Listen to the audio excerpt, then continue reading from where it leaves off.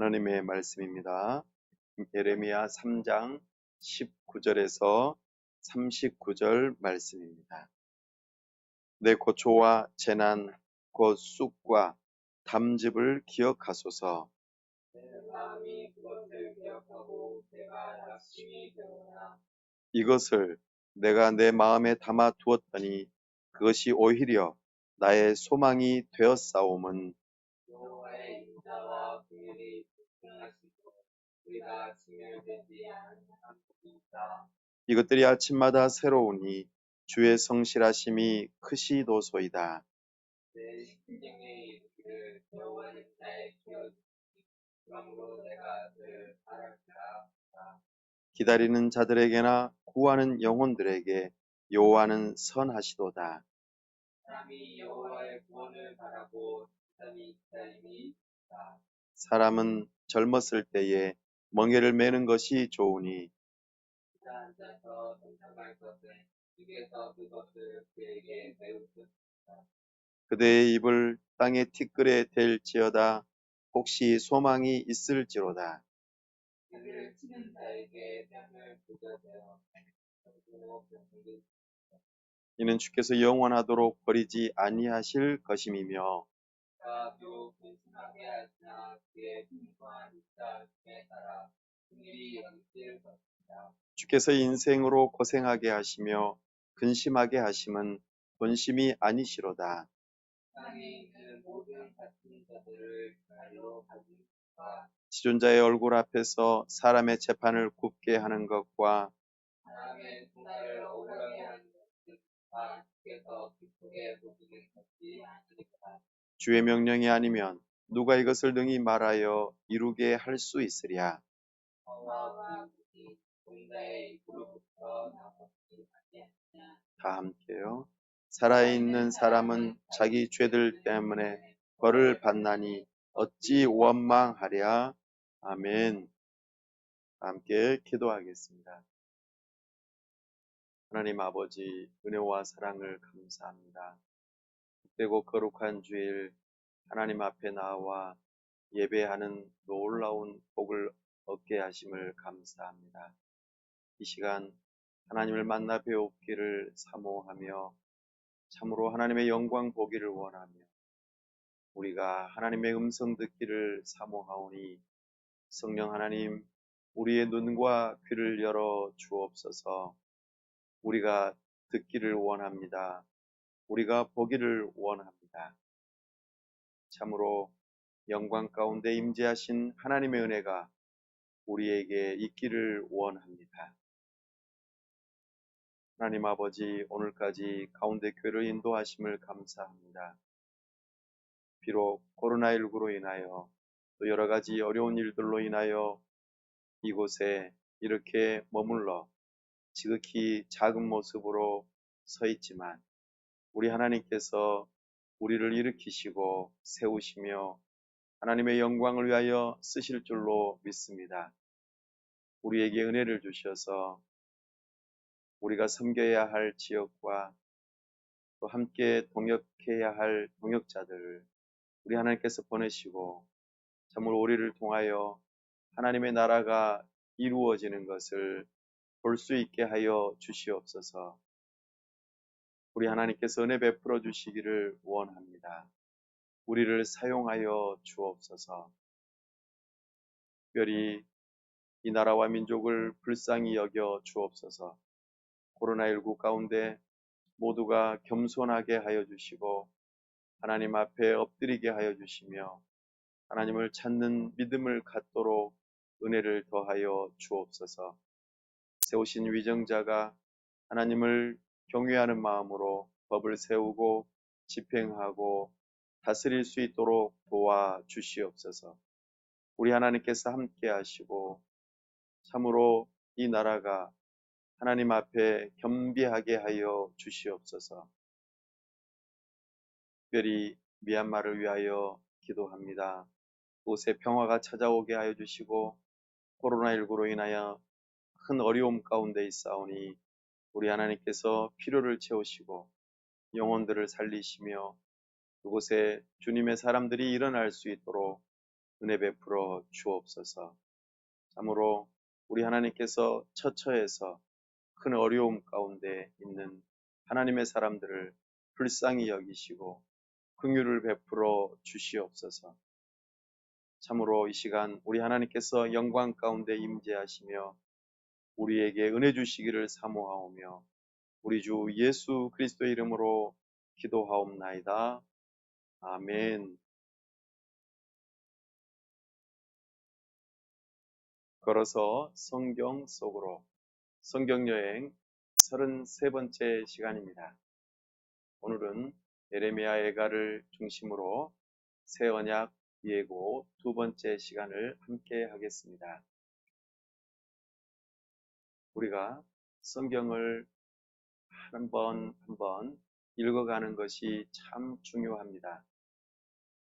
그러나 성경을 읽어갈 때에 우리가 어떠한 눈을 가지고 성경을 읽어가는가, 이 또한 중요합니다. 그것이 성경을 읽는 중요한 눈을 갖고 바라볼 수 있게 하기 때문입니다. 우리는 성경을 하나님 나라의 역사라고 하는 관점으로 바라보고 있습니다. 하나님께서 하나님의 나라를 시작하시고 사람의 타락으로 인하여 무너지는 것처럼 보였지만 우리 하나님께서는 그 하나님의 나라를 다시 세워가시고 회복하시며 결국에는 완성하시는 그 역사를 성경을 통하여 우리에게 보여주십니다. 그러므로 우리가 땅을 딛고 시간의 흐름 가운데 살아가는 모습 속에서 역사를 이해하고 또한 하나님의 나라의 중요한 요소들을 이해하면서 성경을 읽어갈 때 우리에게는 성경을 보는 눈, 또 하나님의 마음을 가지고 성경을 바라보고 하나님을 더욱더 알아가고 우리 자신이 누구이고 우리가 어떻게 살아야 하며 앞으로의 역사가 어떻게 펼쳐질 것인데 그 일을 위하여 우리가 무엇을 할 것인지 이와 같은 내용들이 보이게 되는 것입니다. 그러니 우리는 하나님 나라의 역사를 중심으로 성경을 바라보면서 참으로 성경을 걸어서 마치 여행하듯이 살펴보는 가운데 우리가 현장감 있게 또 하나님의 음성을 들으면서 이 세상을 살아갈 수 있기를 바랍니다. 우리가 성경의 역사를 살펴보는 중요한 근거가 있습니다. 그것은 바로 시간의 흐름에 따라서 하나님께서 성경에서 계시하신 하나님의 언약을 따라서 하나님 나라의 시대를 구분한다는 것입니다. 하나님께서 선포하신 그 언약들이 중요한 분기점을 가지게 하고 하나님 나라의 통치 수단으로서 중요한 시대적인 변환점이 일어난다 하는 것이죠. 지금 우리가 살펴보고 있는 하나님 나라의 역사의 시대는 포로 시대로 들어가는 그 지점입니다. 인류의 역사 가운데서는 BC 6세기 경입니다. BC 586년에서 AD 1년 예수님 오시기 전까지 바벨론 포로로 붙잡혀가는 그 시기에서부터 예수님의 초림 시기까지를 포로 시대라고 봅니다. 왜냐하면 그 근거는 바로 새 언약을 예고하시기 때문입니다. 새 언약이 예수님 시대에 선포되어지고 맺어지게 될 것인데 그 일에 대하여 예고하고 있다 하는 것이죠. 지난번 예레미야서를 통하여 우리가 살펴보았고 오늘은 예레미야가 예가로 쓴 그 성경을 살펴보는 가운데에 그 역사가 흘러가는 것을 우리가 계속해서 지켜보겠습니다. 지난번 우리가 살펴보았던 예레미야서의 내용과 중첩되면서 연결성 있게 하나님 나라의 중요한 언약들이 선포되어지고 성취되고 있는 모습이 우리 예레미야가 살아가고 있는 그 시대에 보여지고 있음을 우리는 살펴보았습니다. 하나님께서 참으로 말씀하신 대로 모든 것을 이루어 가신다 하는 것을 살펴볼 때에 우리는 장차 우리가 앞으로 살아가게 될 그 시대, 또 지금 살고 있는 이 시대는 어떤 시대인지를 분별할 수 있다면 참으로 하나님 나라를 제대로 살아갈 수 있을 것입니다. 오늘 우리가 다루게 될 예레미야 예가는 크게 5장으로 구성되어 있습니다. 1장 22절로 이루어져 있습니다. 2장 22절로 이루어져 있습니다.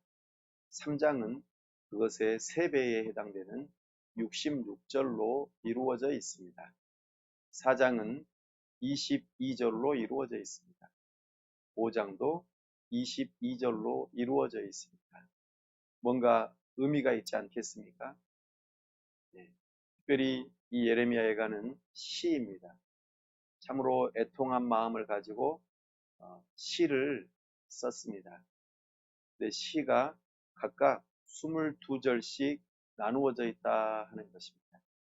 이것은 히브리어 알파벳 순서대로 총 22글자를 따라서 1절은 첫 번째 알파벳으로, 2절은 두 번째 알파벳으로 그렇게 22절까지 쭉 나열이 되어 있다 하는 것이죠. 여기에 큰 의미가 담겨 있습니다.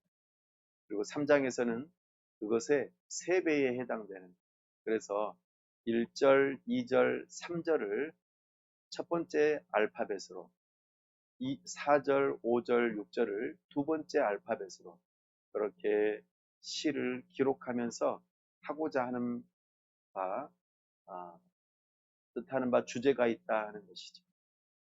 1장은 심판의 원인이 바로 죄라는 것입니다. 그것을 고백하는 내용을 1장에서 담고 있습니다. 2장에서는 그 심판의 주권자가 다른 어느 누구도 아닌 하나님이시라는 것입니다. 3장에서는 그 심판의 하나님을 바라볼 때에 개인적으로 소망을 가지고 기도할 수 있음을 우리에게 보여줍니다. 4장은 심판의 원인인 지도자들, 선지자들의 말을 듣지 않은 이스라엘 백성들의 그 지도자들이 심판의 또한 원인이 됨을 우리에게 말하고 있습니다. 그리고 5장에서는 한 개인이 하나님을 바라보고 소망을 가진 그 일이 공동체적으로 함께 소망을 가지고 기도하는 모습으로 나타나는 것을 우리에게 보여줍니다. 이렇게 5장으로 이루어진 예레미야 예가가 우리에게 하고자 하는 말의 주제는 바로 하나님의 공의로운 심판이 있음과 더불어 심판뿐만 아니라 우리에게 소망을 주신다 하는 내용이 예레미야 예가에 담겨 있습니다.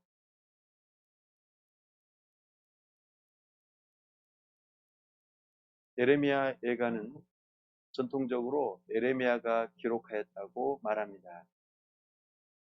그러나 정확하게 예레미야 예가가 누가 썼는지에 대해서 정확한 근거가 보이지는 않습니다. 다만 예루살렘이 멸망하고 난 이후, 그리고 포로로 붙잡혀 있다가 고국으로 귀환하는 그 과정 사이에서 기록되었음을 우리는 발견합니다. 전통적으로 예레미야가 이 성경을 기록하였다라고 말하는 것에 몇 가지 근거들이 있습니다. 특별히 예레미야 예가는 역대하 35장 25절에서 예레미야가 예가를 지었다라고 하는 대목이 나타납니다. 그리고 히브리어 성경을 헬라어로 번역한 70인역에서도 이 예가가 예레미야가 기록한 것임을 기록하고 있고 라틴어 성경인 불가타 역에서도 예레미야의 기록을 주장하고 있습니다. 그렇게 예레미야가 슬퍼하며 눈물의 선지자로서 예루살렘 성이 멸망하고 하나님의 성전이 회파되어지는 모습을 이렇게 눈물로 기록하였던 모습을 우리가 전통적으로 따르고 믿는 가운데에 이 성경을 살펴보게 됩니다. 예레미야 예가 이것은 총 5장으로 이루어진 성경인데 특별히 이합체, 어크로스틱이라고 하는 방식으로 알파벳 순서대로 그렇게 기록이 되어 있다라고 하는 것을 바라보는데요. 특별히 예레미야 예가라고 할 때 이 예가가 히브리어 발음하고 아주 비슷합니다. 예레미야 예가 1장, 2장 그리고 4장을 시작하는 대목에서 에카라고 하는 말로 시작합니다. 에카. 히브리어로 에카라고 하는 뜻은 어찌라고 하는 말입니다. 어찌하여. 굉장히 슬픔을 탄식적으로 표현할 때 어찌라고 하는 용어를 사용하면서 이 예레미야 예가가 슬픔의 노래라고 하는 것을 우리로 하여금 보게 합니다. 우리 예레미야 예가 1장 1절을 한번 살펴볼까요?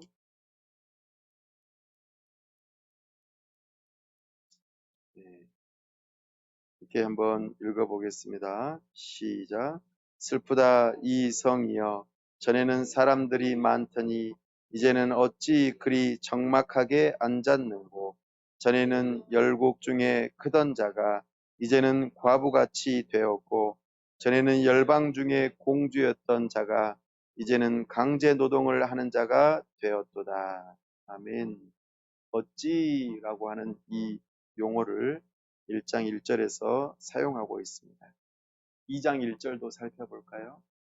시작. 슬프다 주께서 어찌 그리 진노하사 딸 시온을 구름으로 덮으셨는가. 이스라엘의 아름다움을 하늘에서 땅에 던지셨으며 그의 진노의 날에 그의 발판을 기억하지 아니하셨도다. 아멘. 4장 1절도 한 번 더 살펴보겠습니다. 슬프다 어찌 그리 금이 빛을 잃고 순금이 변질하였으며 성소의 돌들이 거리 어귀마다 쏟아졌는고. 아멘. 이처럼 어찌라고 하는 용어를 사용하면서 슬픔을 강력하게 표현하는 이 시가 바로 예레미야 예가입니다. 우리가 여기에서 살펴볼 수 있는 하나님 나라의 영토적인 면에서 예레미야 예가는 성전이 회파되어지고 예루살렘 성이 무너지고 참으로 나라가 이제 없어지는 그 상황 가운데 있음을 바라보게 됩니다. 수도 예루살렘 이 땅을 빼앗긴다 하는 것은 하나님의 언약을 상실한다라고 하는 의미와 같습니다. 방금 읽어보았던 예레미야 1장 1절에서 보면은 적막하다 표현합니다. 적막하다는 말은 사람이 없어서 너무나도 조용하다라는 것입니다. 왜 사람들이 사라졌을까요?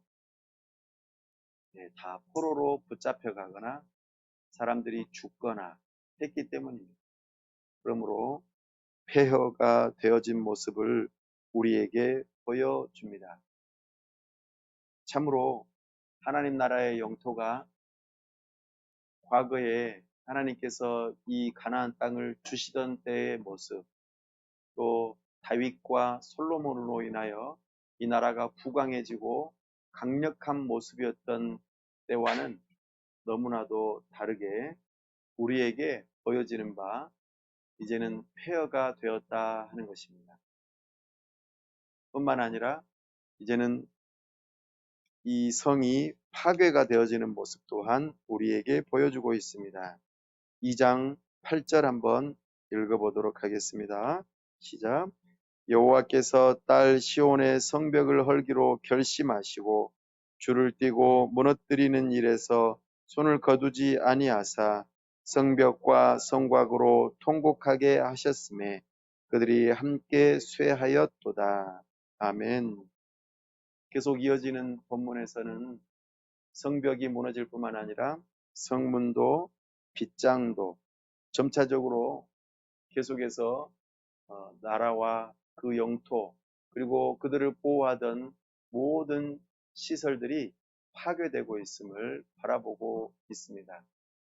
하나님 나라의 이 영토가 파괴되는 이 모습이 주체가 누구인가? 바로 하나님께서 결심하시고 이 일을 이루신다고 말씀하십니다. 그리고 하나님께서 주신 이 땅이 이스라엘 백성들에게서는 빼앗겨지게 되고 결국에는 누가 주인이 되어집니까?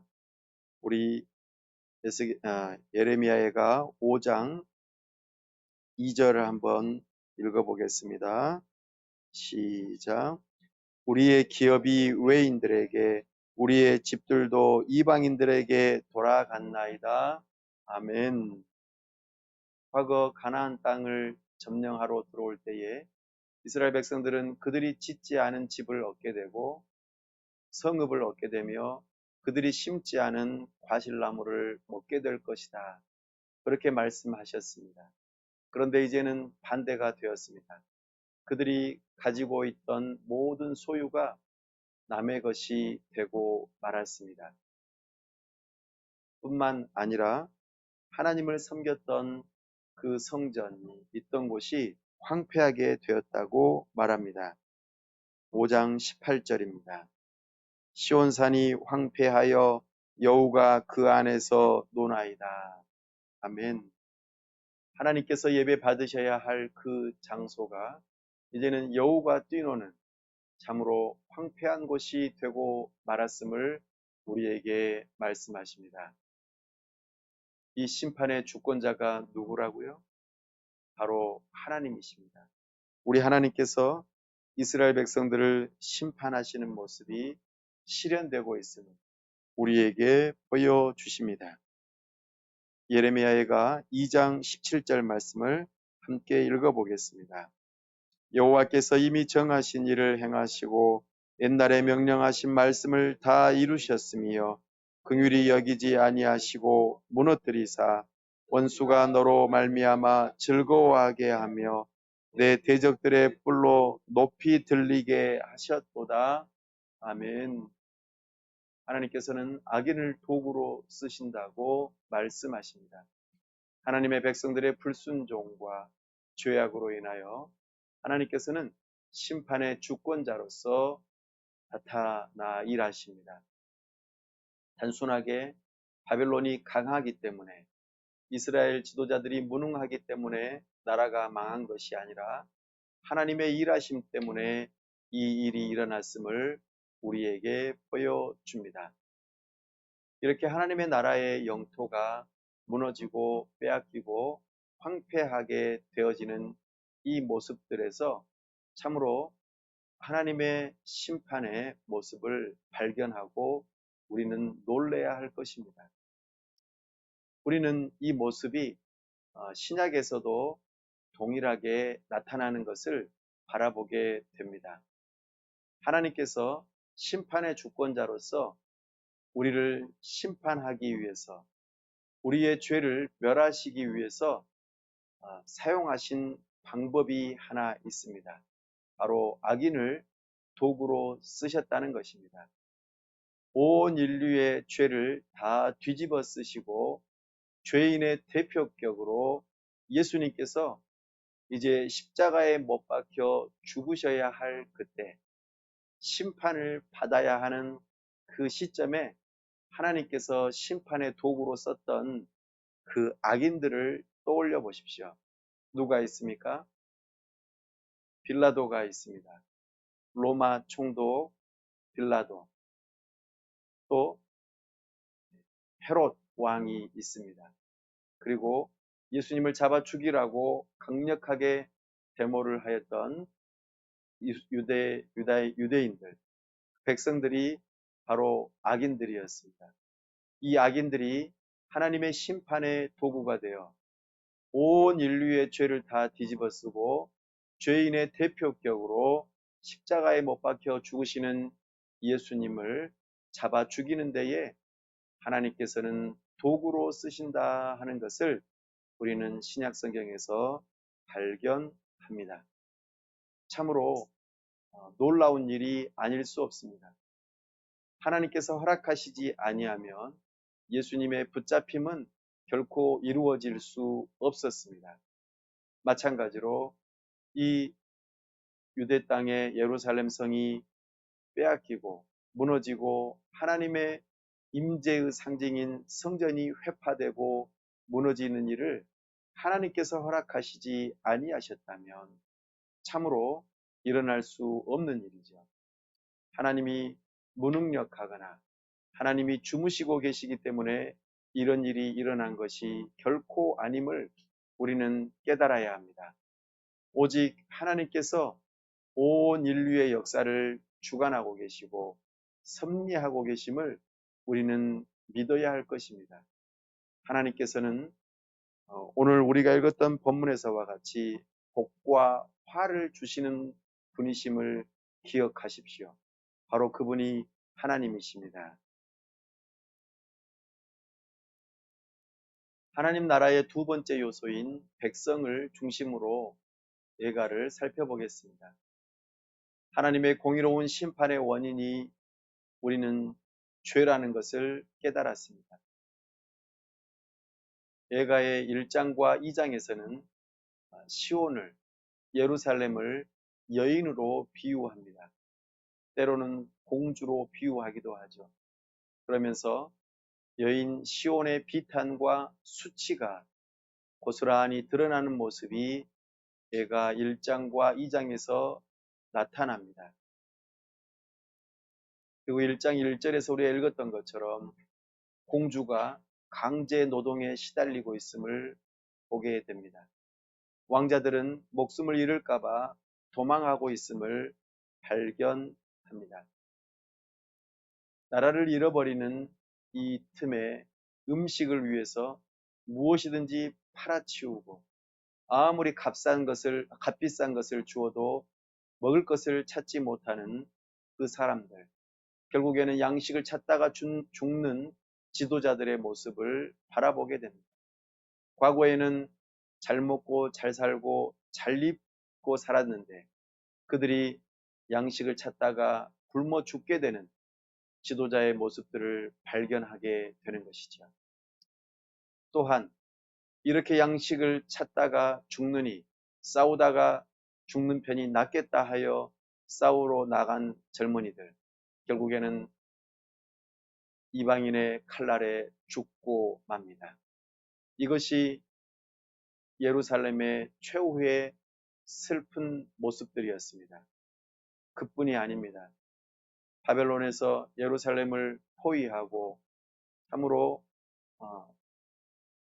계속해서 그들을 고립되게 만들자 먹을 것이 없어 기근으로 인하여 결국에는 자기 자식을 삶아 먹는 자비로운 어머니가 있다라고 슬피 울고 있습니다.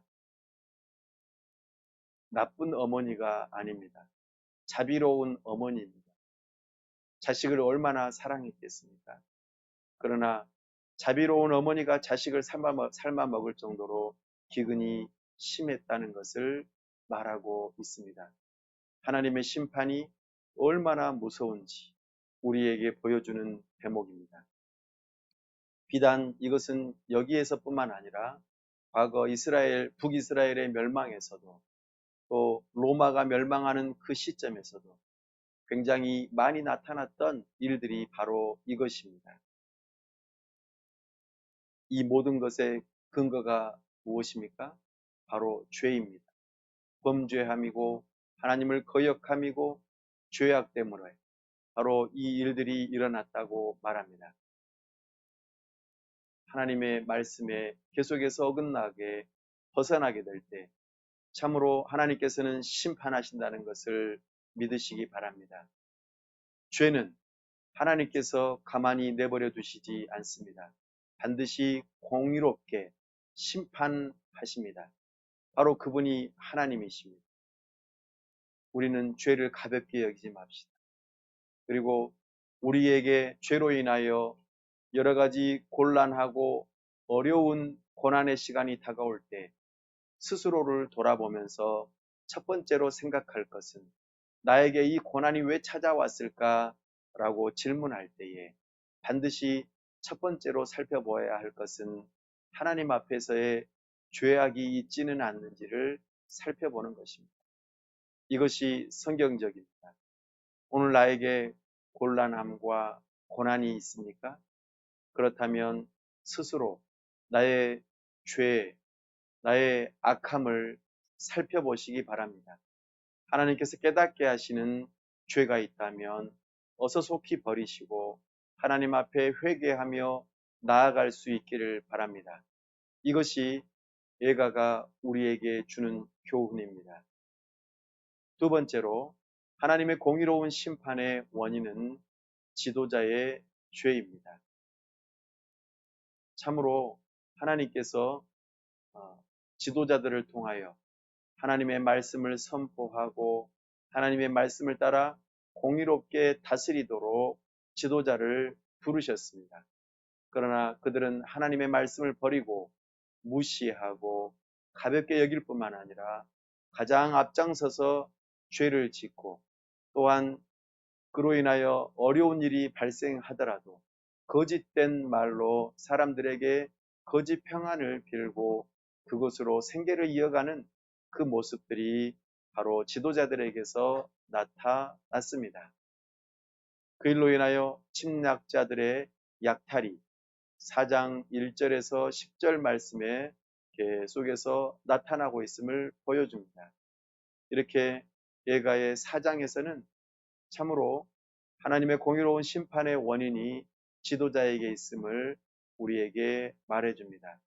선지자들의 죄, 제사장들의 죄, 하나님의 말씀을 올바르게 선포하고 또 각 지파별로 그 가까운 곳에 하나님께서 허락하신 그 영토에서 백성들을 하나님의 말씀으로 잘 가르치는 일을 제사장들이 해야만 했는데 그렇게 하지 못한 일로 인하여 하나님의 공의로운 심판의 일이 있었음을 우리는 발견합니다. 그래서 우리는 지도자들을 위해서 기도해야만 합니다. 교회의 가정으로 말하자면 부모님을 위해서 기도하셔야 합니다. 부모님이 올바르게 서지 않으면 가정은 망하고 맙니다. 교회 또한 목회자와 교회의 여러 지도자들이 바르게 서 있지 않으면 교회는 망하고 맙니다. 나아가 이 나라와 민족 또한 그렇습니다. 세워진 지도자가 하나님을 두려워하는 마음으로 법을 세우고 집행하고 다스리지 아니하면 이 나라는 망하고 말 것입니다. 참으로 하나님의 경고가 여기에 있음을 우리는 기억하고 지도자가 올바르게 세워질 뿐만 아니라 하나님의 뜻을 온전하게 선포하고 가르치고 시행하는 데에 열심인 지도자들이 세워져야만 합니다. 과거에 소돔과 고모라가 의인 10명이 없어 불에 타 없어졌던 것을 교훈 삼아야 할 것입니다. 우리는 곳곳에 영원할 것처럼 여겨졌던 제국들이 어느 순간에 흔적도 없이 사라졌던 모습들을 기억하고 우리는 하나님의 공의로운 심판의 원인을 잘 기억하면서 하나님의 백성답게 살아야 할 것입니다. 이로 인하여 큰 어려움을 겪고 있는 이 하나님 나라의 백성들이 이 고난 중에서 갑작스레 소망을 갖는 모습을 오늘 본문에서 발견합니다. 우리 함께 3장 19절 말씀 다시 한번 읽어보겠습니다. 내 고초와 재난 곧 쑥과 담즙을 기억하소서. 고초와 재난을 무엇으로 비유합니까? 쑥과 담즙이라고 표현합니다. 쑥은 매우 쓴 식물입니다. 맛이 씁니다. 담즙, 예수님께서 십자가에 못 박혀 죽으실 때에 그 고통을 이겨내기 위해서 담즙을 입에 대는 모습 또한 우리는 기억할 것입니다. 이렇게 큰 고난이 이스라엘 백성 가운데 있었고 그것으로 인하여 20절입니다. 내 마음이 그것을 기억하고 내가 낙심이 되오나. 참으로 죄로 인한 형벌은 하나님의 사람들에게 고난을 가져다 줍니다. 그리고 그로 인하여 낙심하게 만듭니다. 얼마나 슬픈 일인지 모르겠습니다. 그런데 이것들이 굉장히 놀라운 것으로 변화되는 모습을 우리가 21절에서 발견합니다. 읽어봅니다. 이것을 내가 내 마음에 담아 두었더니 그것이 오히려 나의 소망이 되었사오면. 아멘. 백성의 그 고난이 마음에 깊이 있었는데 그것을 마음에 깊이 담아 두었더니 갑자기 소망으로 변화되는 모습을 발견합니다. 어찌 이럴 수 있었을까요? 특별히 예가의 3장은 내가라고 하는 용어를 많이 사용합니다. 개인적으로 이 글을 쓰고 있는, 이 시를 쓰고 있는 작가의 깊은 슬픔을 내가 슬프다, 내가 괴롭다, 내가 힘들다, 내가 낙심된다라고 하는 표현으로 개인적으로 이 고난을 묵상하고 있는 내용을 우리에게 보여줍니다. 한 개인이 이렇게 고난을 묵상하는 중에 소망을 발견한 이유를 22절에서부터 우리에게 말하고 있습니다. 22절, 23절, 24절 오늘 핵심이 되는 말씀인데요. 함께 읽어보겠습니다. 여호와의 인자와 긍휼이 무궁하심으로 우리가 진멸되지 아니함이니이다. 이것들이 아침마다 새로우니 주의 성실하심이 크시도소이다. 내 심령에 이르기를 여호와는 나의 기업이시니 그러므로 내가 그를 바라리라 하도다. 아멘. 이 슬픔의 노래를 부르던 시인이 갑자기 변화되어진 모습이 핵심이 여기에 있습니다. 하나님의 성품을 발견한 것입니다. 하나님의 성품 가운데 하나인 인자하심, 인자를 다른 말로 사랑이라고 말할 수 있습니다. 헤세드입니다. 하나님의 인자하심은 작지 않습니다. 무궁하다고 말합니다. 인자들이 너무나도 많다라고 고백하고 있습니다. 하나님께서 긍휼히 여겨주시는 이 마음이 무궁하다고 복수로 표현하고 있습니다. 하나님의 성실하심이 작지 않고 크다고 말하고 있습니다. 고난 중에 이 시인은 하나님의 성품을 발견합니다. 고난은 고난으로 끝나지 않습니다. 하나님의 백성은 하나님의 성품을 발견합니다. 그리고 그곳에서 하나님의 인자와 긍휼과 성실을 발견합니다. 이것이 하나님 백성에게 있는 소망입니다. 우리는 우리가 가지고 있는 것, 우리가 뭔가를 소유하고 있는 것, 우리가 많은 것을 알고 있는 것, 또 어떤 누군가의 큰 도움이 우리의 도움이 아니고 소망이 아님을 기억해야 합니다. 우리는 오직 하나님만이 우리의 도움이시고 우리의 구원이심을 발견해야만 합니다. 여기에서 우리는 소망을 찾을 수 있습니다. 이 예가는 상황이 전혀 바뀌지 않았습니다. 계속해서 슬퍼하는 이 일들이 계속해서 나타나는 시입니다. 그럼에도 불구하고 장래에 이 고난이 끝나고 난 다음에 앞으로 우리에게 찾아올 미래적인 소망을 두고 지금 있습니다. 이것 때문에 시인은 참으로 슬픈 노래가 소망을 품은 노래로 바뀌어 가고 있음을 우리에게 보여줍니다. 그러면서 시인은 하나님의 심판은 정당합니다. 우리가 심판받아 마땅합니다. 그러니 우리의 죄를 자복하고 회개합니다. 용서해 달라고 간구합니다. 이것이 하나님께 소망을 둔 개인의 모습입니다. 이 세상을 둘러보십시오. 오늘 내가 살아가는 이 삶 가운데 우리는 어디에 소망을 두어야 할까요? 여전히 불안하고 안전한 곳이 하나도 없습니다. 참으로 우리는 하나님께 소망을 두지 아니하면 어디에도 마음을 둘 곳이 없습니다. 이 한 사람의 소망이 마치 싹이 움트고 그것이 번져가는 것처럼 공동체 안에 소망으로 번져가고 있는 모습을 우리는 발견합니다. 에레미야가 5장 1절 말씀을 함께 낭독합시다. 여호와여, 우리가 당한 것을 기억하시고 우리가 받은 치욕을 살펴보옵소서. 아멘. 개인의 소망이 이제는 우리라고 하는 단어로 바뀌고 있음을 발견합니다. 한 사람의 소망을 품는 것이 공동체의 소망으로 번지는 것, 이건 참으로 놀라운 일입니다.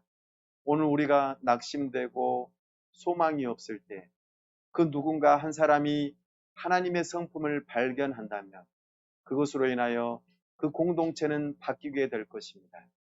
공동체가 소망을 품고 회복을 위하여 부흥을 위하여 기도하는 일이 발생하게 될 것입니다.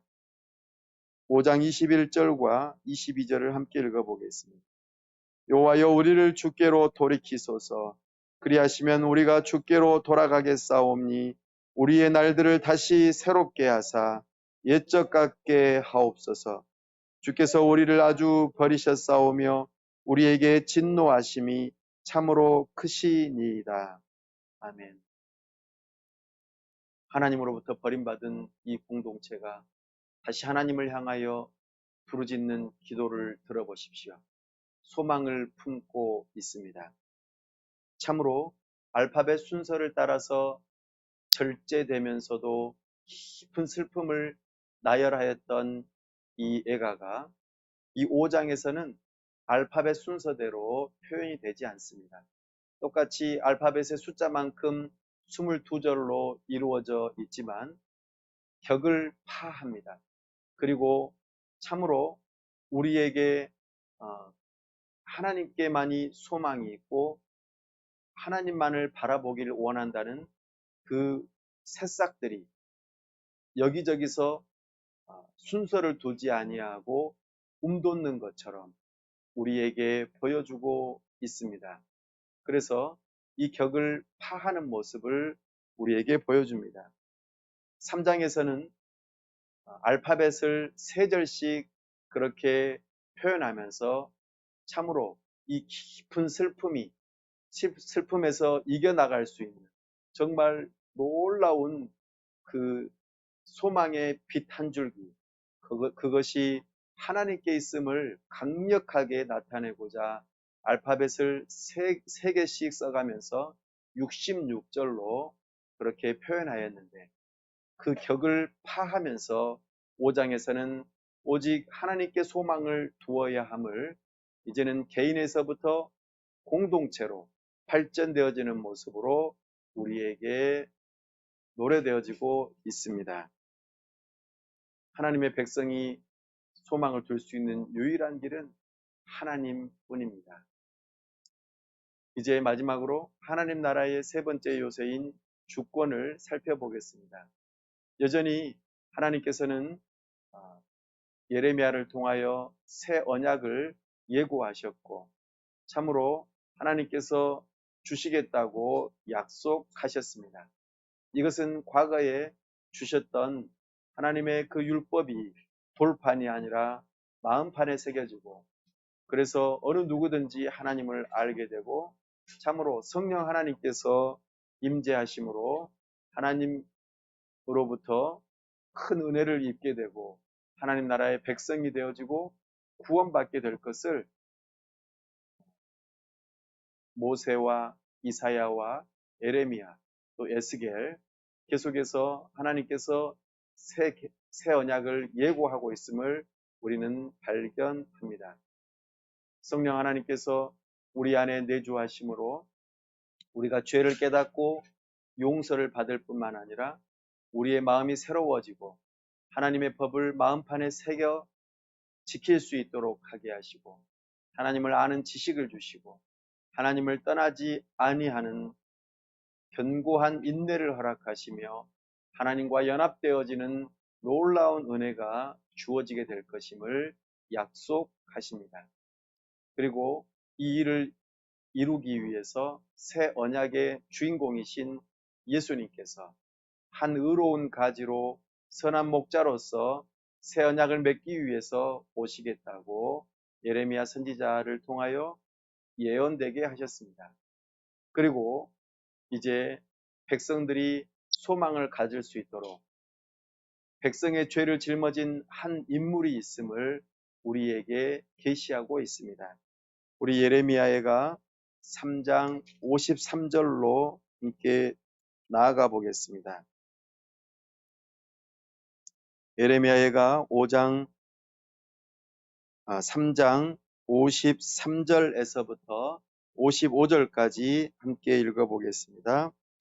그들이 내 생명을 끊으려고 나를 구덩이에 넣고 그 위에 돌을 던짐이요 물이 내 머리 위로 넘치니 내가 스스로 이르기를 이제는 멸절되었다 하도다. 여호와여 내가 심히 깊은 구덩이에서 주의 이름을 불렀나이다. 아멘. 네, 참으로 여기 한 사람이 깊은 마치 우물에 빠지는 것과 같은 모습을 우리에게 보여줍니다.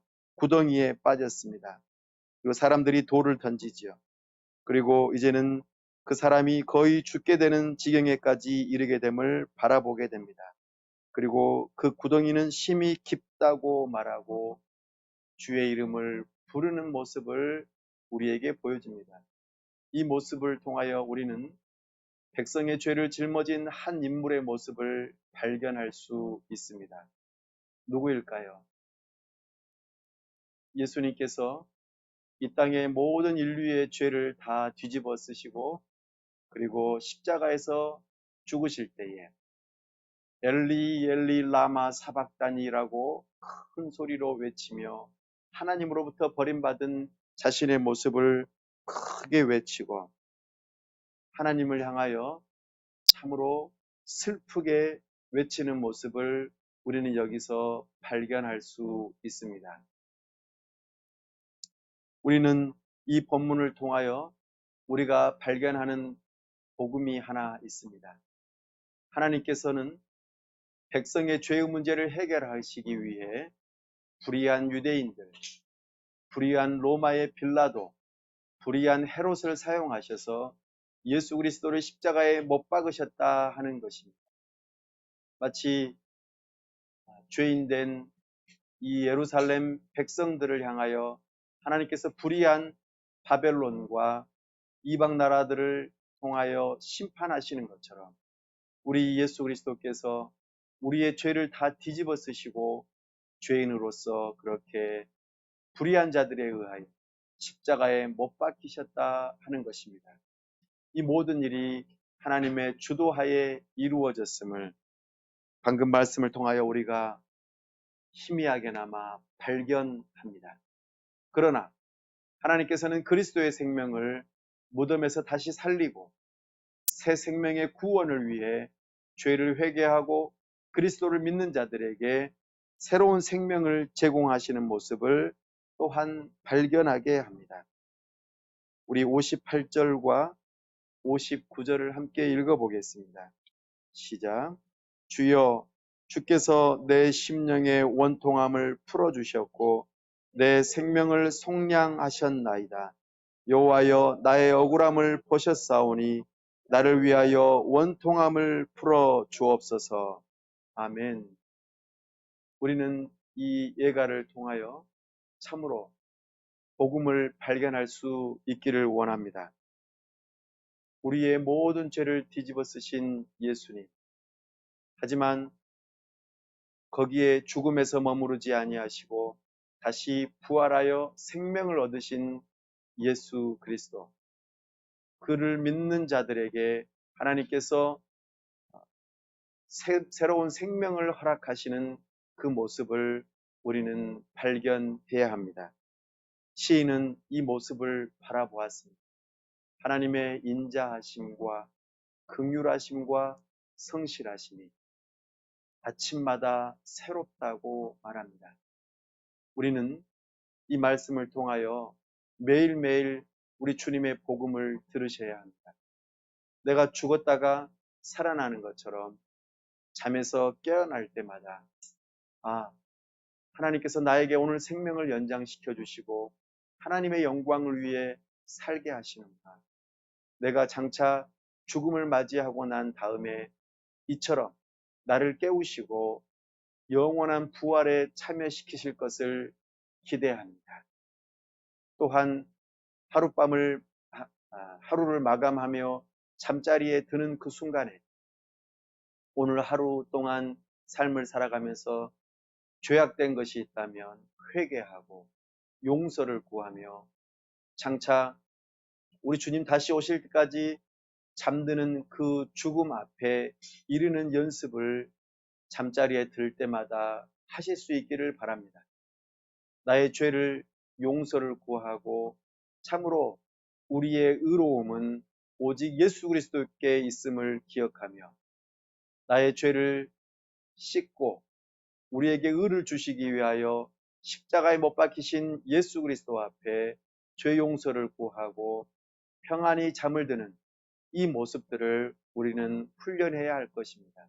이것이 복음을 붙드는 자의 하루의 삶입니다. 그래서 우리는 이 시인처럼 아침마다 주의 인자하심과 긍휼하심을 노래하시고 밤마다 주님의 성실하심을 노래하는 복음에 붙들린 하나님의 사람들이 다 될 수 있기를 바랍니다. 이제 말씀을 정리합니다. 에레미야 예가는 하나님의 공의로운 심판과 소망을 담고 있는 시입니다. 우리가 고난 받을 때에 자기 자신의 죄악을 살피고 겸손히 회개할 수 있기를 바랍니다. 지도자의 죄악을 살피고 겸손히 회개하며 하나님 앞에 나아가야 할 것입니다. 지도자들의 죄악은 더욱더 엄중하기 때문입니다. 고난은 결코 하나님께서 주무시기 때문에 오는 것이 아닙니다. 하나님의 주권적인 섭리 가운데 복과 화가 함께 온다는 것을 기억하시고 하나님의 주권을 인정하는 삶을 사십시오. 나아가 하나님의 성품과 언약을 붙들고 기도하시고 우리를 위해 고난받으신 주님을 의지하십시오. 하나님께 소망을 두고 인내하기를 원하는 삶. 이것이 예레미야 예가를 통하여 우리에게 교훈하시는 말씀입니다.